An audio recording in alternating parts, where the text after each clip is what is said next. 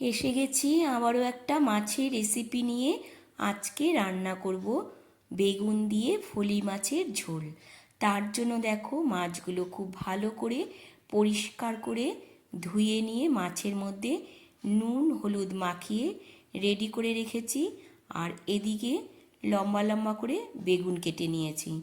কড়াইয়ে সাদা তেল গরম করে নিলাম, নিয়ে এবার মাছগুলো একে একে ভেজে নিতে হবে। খুব একটা কড়া ভাজা হবে না, হালকা ভেজে নিয়ে সব মাছগুলো তুলে নেব। তারপর মাছ ভাজা তেলের মধ্যে দিয়ে দেব 1 চামচ কালো জিরে, আর দিয়ে দেব কয়েকটা চেরা কাঁচা লঙ্কা। এবার দিয়ে দেব কেটে রাখা বেগুন। সব বেগুনগুলো দিয়ে দিলাম, দিয়ে পরিমাণ মতো নুন হলুদ দিয়ে দিচ্ছি। এবার খুব ভালো করে বেগুনটা ভেজে নিতে হবে। দেখো লাল করে ভাজা হয়ে গেছে।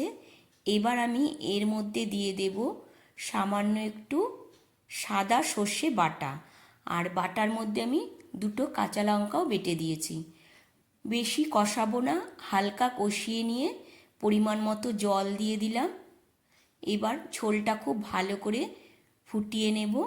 ঝোল ফুটে গেছে, এবার ভেজে রাখা মাছগুলো দিয়ে দিচ্ছি। একে একে সব মাছগুলো দিয়ে দিলাম, দিয়ে আবারও ঝোলটা একটু ফুটিয়ে নিচ্ছি। দেখো অনেকটাই ফুটে গেছে। এবার ওপর থেকে দিয়ে দেব ধনেপাতা কুচি। ব্যাস, তাহলেই আজকের রান্না রেডি হয়ে গেল, বেগুন দিয়ে ফলি মাছের ঝোল। আজকের রান্নাটা তোমাদের কেমন লাগলো বন্ধুরা, অবশ্যই জানিও কিন্তু।